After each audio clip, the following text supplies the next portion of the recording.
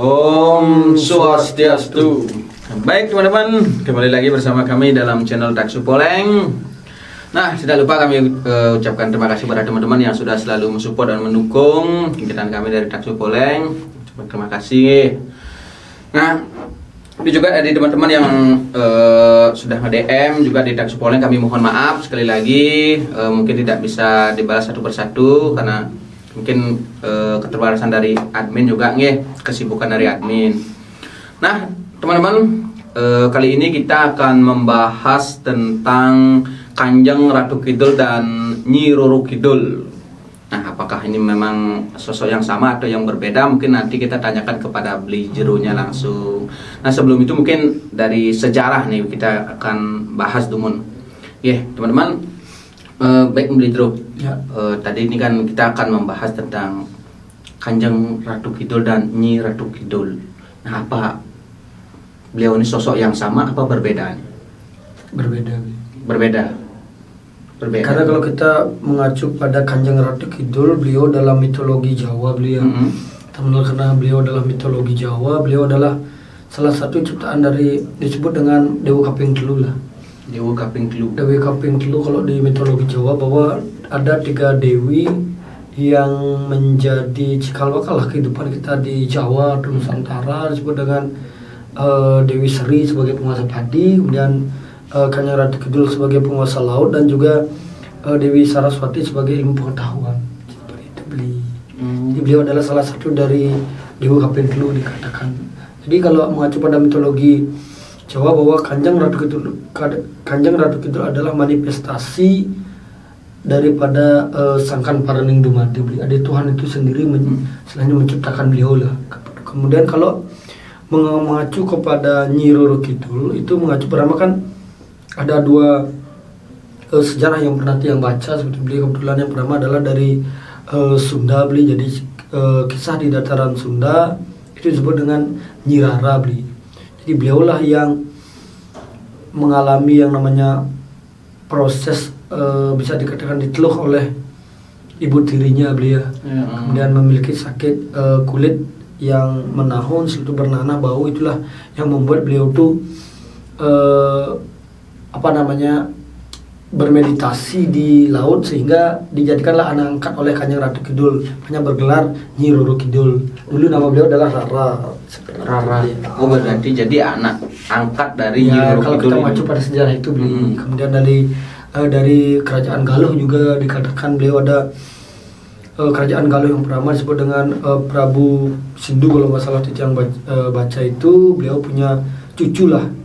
Jadi beliau punya cucu, kelak cucunya itu akan menjadi penguasa seluruh lelembut yang ada di Jawa, disebut dengan Nyi Roro Kidul. Seperti itu beli. Nah, gitu. Tak kira katakan baru lahir sudah bisa bicara lah.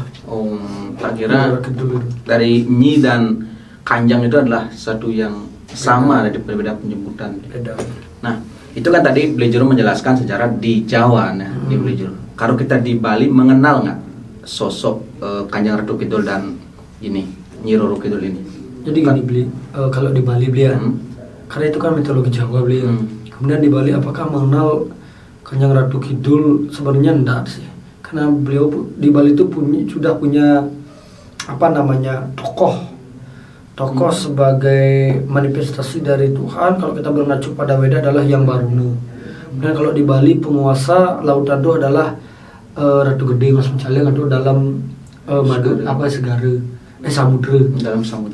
Dalam samudra. Kemudian kalau Kanjeng Ratu Kidul itu versi Bali. Jadi karena secara spiritual Tiang pernah juga melihat lah sosok beliau yang kita di Bali berbicara, karena Tiang belum pernah sih bermeditasi di Jawa seperti beliau. Kalau di Bali disebut dengan Ratu Ayu Jagat Samudra lah. Ratu Ayu Jagat Samudra. Beliau penguasa daripada laut.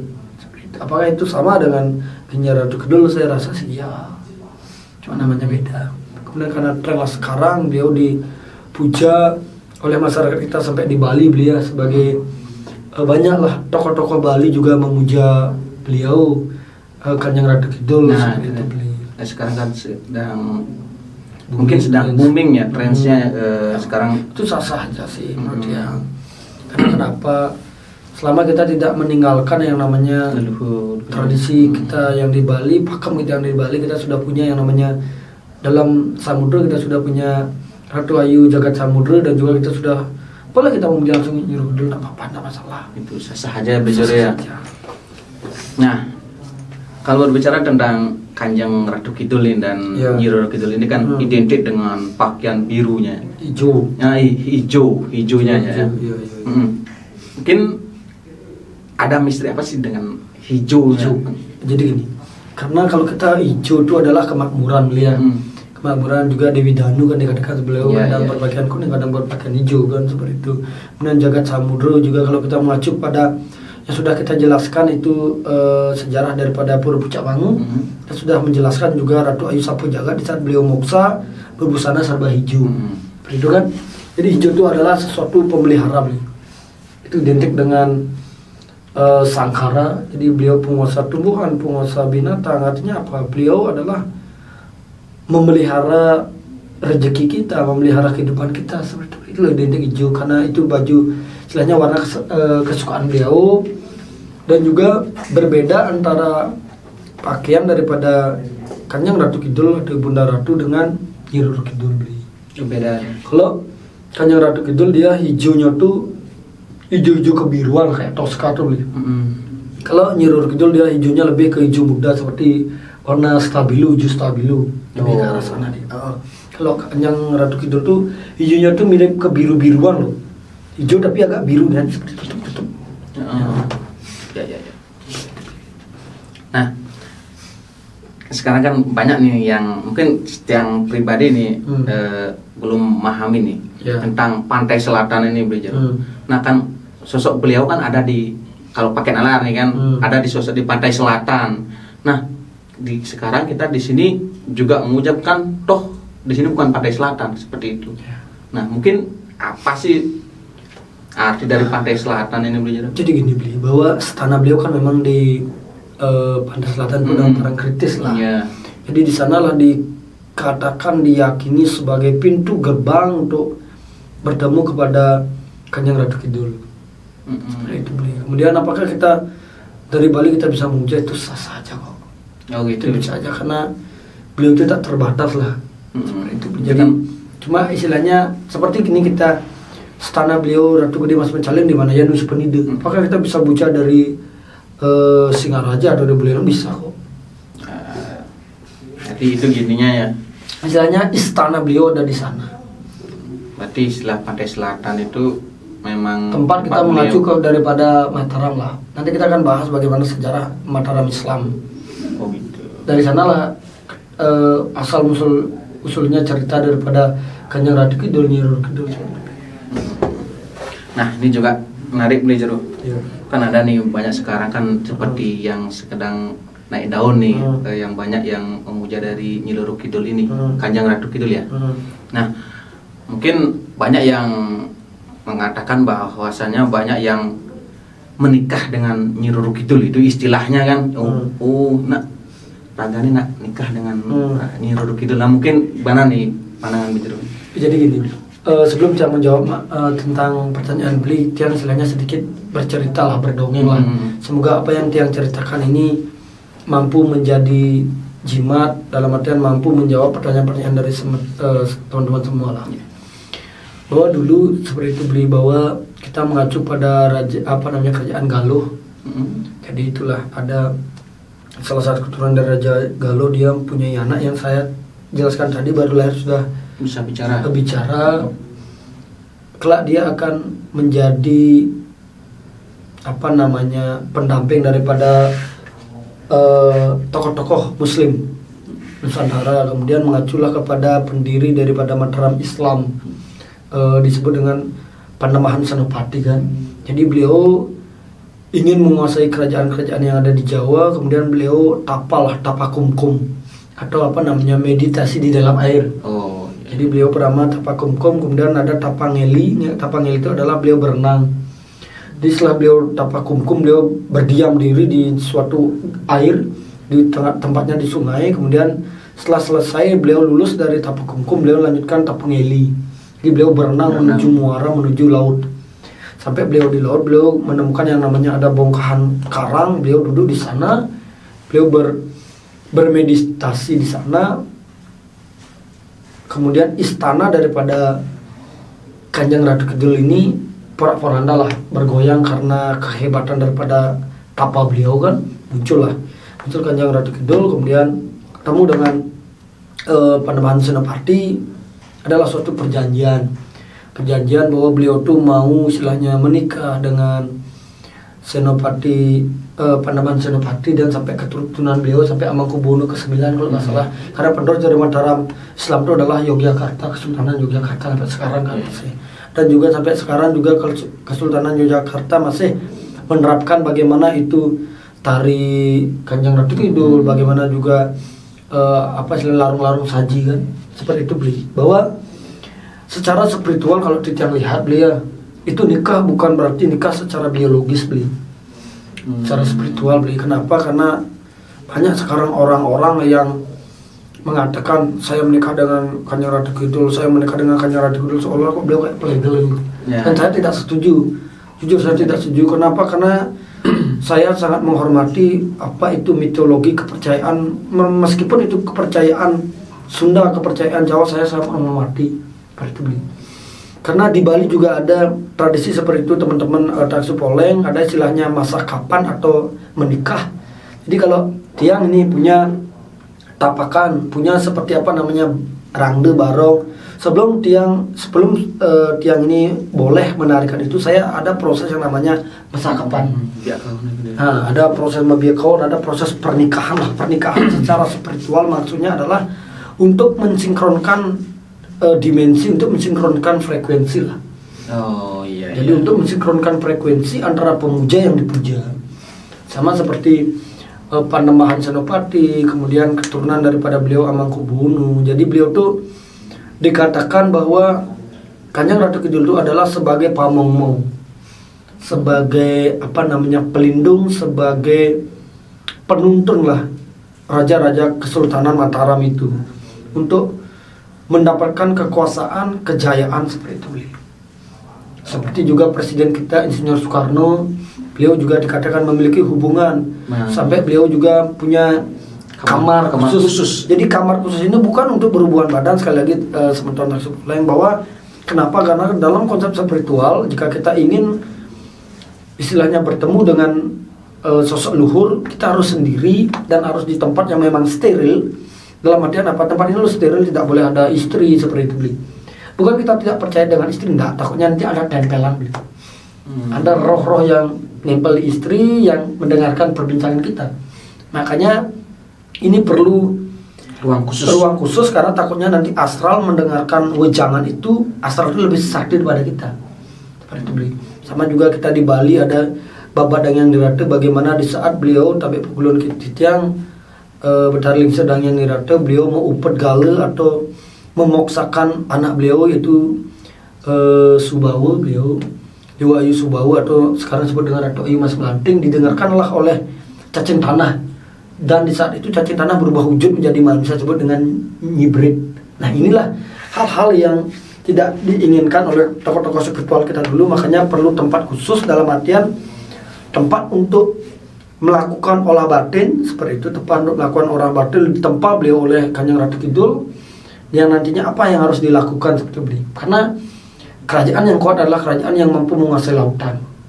Jadi raja-raja Nusantara yang tidak memiliki hubungan dengan Kanjeng Ratu Kidul itu tidak akan bertata lama. Contoh, Insinyur Soekarno, beliau ada hubungan dengan Kanjeng Ratu Kidul.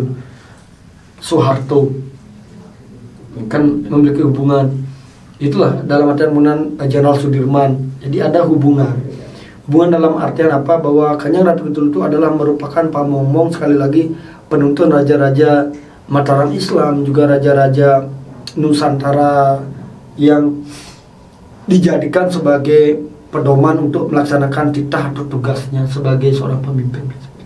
Jadi itu namanya berjelas yang dikatakan nganten ya, menikah sama berarti secara spiritual, jadi untuk mendekatkan, menyatukan frekuensi. Ya, dan tidak memungkiri juga apabila ada orang yang memang istilahnya mampu berspiritual mengatakan dia menikah, perlu juga digarisbawahi apakah itu memang wujud beliau ataukah sosok dalam artian dayang-dayang beliau yang berubah wujud menjadi beliau, menyerupai beliau untuk menjebak kita seperti itu. Jadi intinya kalau kita mau belajar spiritual untuk mencari guru sejati, jangan pernah terjebak dalam satu sosok apapun. Hati-hati loh. Banyak istilahnya makhluk-makhluk asal yang akan menyerupai sosok yang kita cari, tujuannya untuk apa? Untuk memperlambat kita menuju tujuan kita.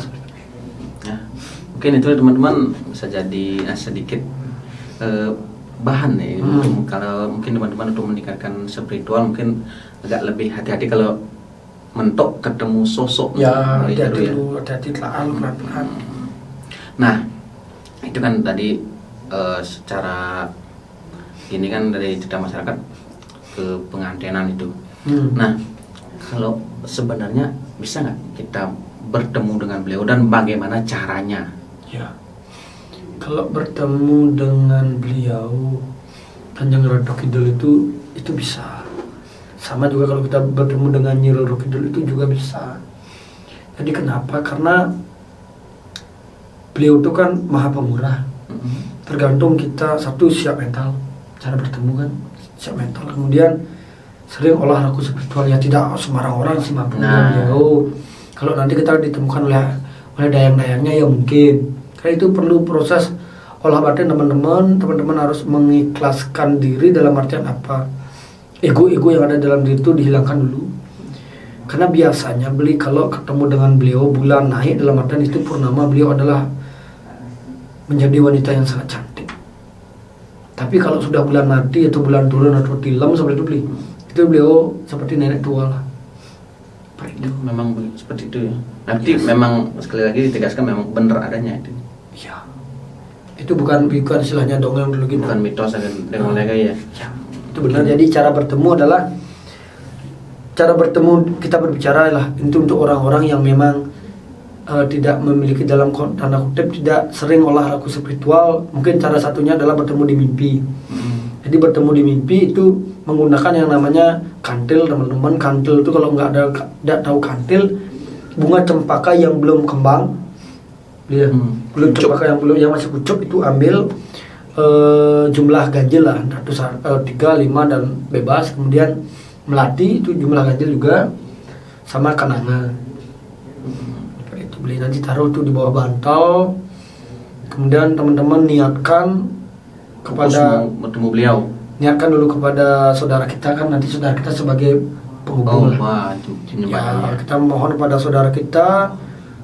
Kemudian kita mohon kepada Ibu Pertiwi itu tanah, kemudian Bapak Akasa itu langit, kemudian matahari dan bulan kita mohon kepada beliau untuk memberikan kita fasilitas dalam artian apa? Memfasilitasi, menjembatani kita supaya bisa bertemu dengan beliau seperti itu teman-teman. Nanti habis itu bunganya tuh taruh di di ini loh, di belakang leher itu, karena ini kan cakra kesadaran beliau, cakra roh lah kesadaran. Taruh di sini, niatkan, habis itu teman-teman tidur.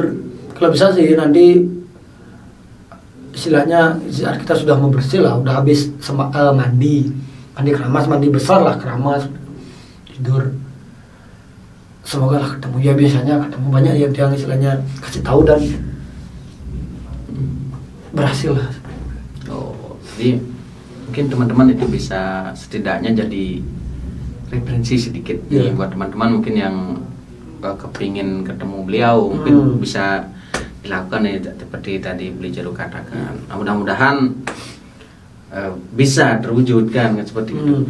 Nah, ini kan itu kalau kita di Bali kan ada sesajen-sesajen khusus yang kita harus aturkan kepada kalau kita mau sembahyang kan seperti itu. Nah, kalau kanjeng persembahan untuk Kanjeng Ratu Kidul mungkin ada sesajen khusus. Kalau kita mengacu pada sesajen untuk para sultan, kan ada yang namanya Sultan Hamengkubuwono. Beliau memang khusus istilahnya larung saji buat tumpeng, kemudian ngelarung pakaian beliau serba hijau, tusuk konde di Gunung Merapi, beliau di kawah Gunung Merapi. Kalau kita sebagai orang awam, sajanya jadi beliau itu semangka, itu beliau sangat suka dengan buah semangka. Buah semangka juga buah bunga sedap malam air. Tuh bunga sedap malam air teman-teman. Kalau sajinya itu semangka, kemudian pisang raja. Oh, beliau raja. Ya, pisang raja itu kesenangan beliau. Kemudian kita buatkan selainnya bahasanya jangan lupa kayak tumpeng yang terbuat dari ketan. Tahu ketan teman-teman, ketan putih lah. Ketan itu kan dibalingin. Tumpeng ketan putih, kemudian kelapa muda yang hijau, kemudian kelapa muda yang warna hijau ya. Kemudian ada pisang raja, dan ada semangka. Sajian secara itu, kemudian ada tambahan saja itulah bunga kembang setaman dulu. Oh, iya. Jadi kembang setaman itu ada mawar, kemudian kenanga, melati, itu cempaka seperti itu bunga setaman. Nanti teman-teman itu taruh sajinya. Teman-teman doa mohonkan dengan niat yang tulus.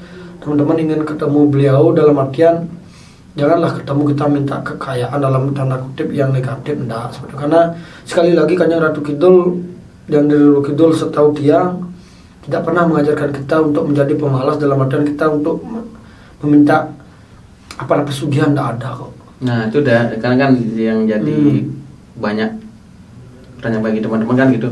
Sosok Ratu Kidul ini dikatakan tempat pesugihan. Jadi itulah orang-orang yang memplesetkan kehebatan beliau. Siapa tahu itu adalah dayang-dayangnya yang menyerupai beliau. Jadi tetap kalau kita minta sama beliau restu supaya kita sukses dalam bekerja, itu boleh, itu sangat baik, tapi tetap kita kerja. Iya. Bukan berarti kita untuk pesugihan seperti itu kan, itu enggak ada seperti itu. Nah, mungkin kembali lagi ke pakaian hijaunya tadi. Iya. Tadi kan ada banyak larangan nih. Ke pantai selatan tidak boleh pakai pakaian hijau. Mungkin kalau pakai pakaian hijau nanti tenggelam, seperti ada bara bahaya. Nah, apa mungkin nih sosok seperti tadi jelaskan tadi kan beliau lemah lembut seperti itu, bisa sekasar itu sih itu. Jadi gini, kenapa tidak boleh pakaian hijau kan? Karena itu adalah pakaian kebesaran yang pertama. Kemudian kalau bahasa Balinya sebut dengan memade-made. Oh gitu. Jadi gitu. Dalam artian contoh nih, kita kain poleng kok. Ini kain poleng kan. Ini kita ambil taruh di bawah pakai keset. Jangan harap kita akan baik-baik aja loh. Meskipun kita beli di pasar, tapi apa karena warna itu adalah sudah mencirikan kehebatan beliau seperti itu beli. Jadi kalau teman-teman ke pantai selatan pakai pakaian hijau itu nggak apa-apa kok. Selama teman-teman normal. Dalam artian janganlah pakaian dalamnya warna hijau seperti beli, atau menantang lah. Nah, jadi contoh nih, yang suka dengan warna hitam, kemudian lihat orang pakai pakaian hitam, adem loh, kayaknya enak diajak bicara. Sama juga kita ke sana pakai pakaian hijau, pasti akan cepat nyambung dengan beliau. Seperti itu beli. Jadi mitos pakaian hijau itu adalah untuk orang-orang yang memang memiliki kemauan atau tujuan yang tidak baik ke sana. Mungkin itu nih teman-teman yang penjelasan Bijero. Mungkin dari mitos-mitos itu mungkin setidaknya sebagai referensi aja sih buat teman-teman ya, jangan juga terlalu gini mempercayai. Mungkin itu aja yang Bijero. Jadi sebelum selanjutnya kita tutup, bukan yang pertama adalah Kanjeng Ratu Kidul dengan Nyi Kidul adalah sosok beliau adalah yang berbeda. Kemudian beliau sama sekali tidak pernah mengajarkan kita tentang bagaimana cara mencari pesugihan, kemudian bagaimana istilahnya menjalin hubungan dalam tanda kutip biologis untuk berhubungan badan dengan beliau. Tidak ada seperti itu.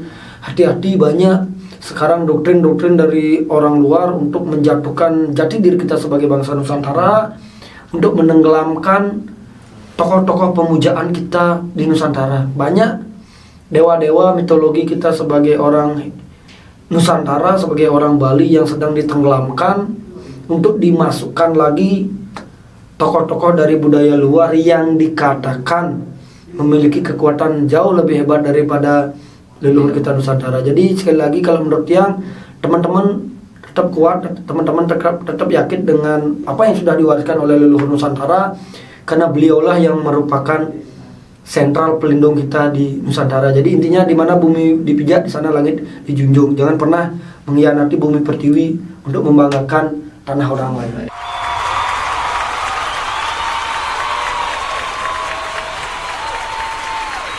Mungkin teman-teman sedikit namanya beli jeruk.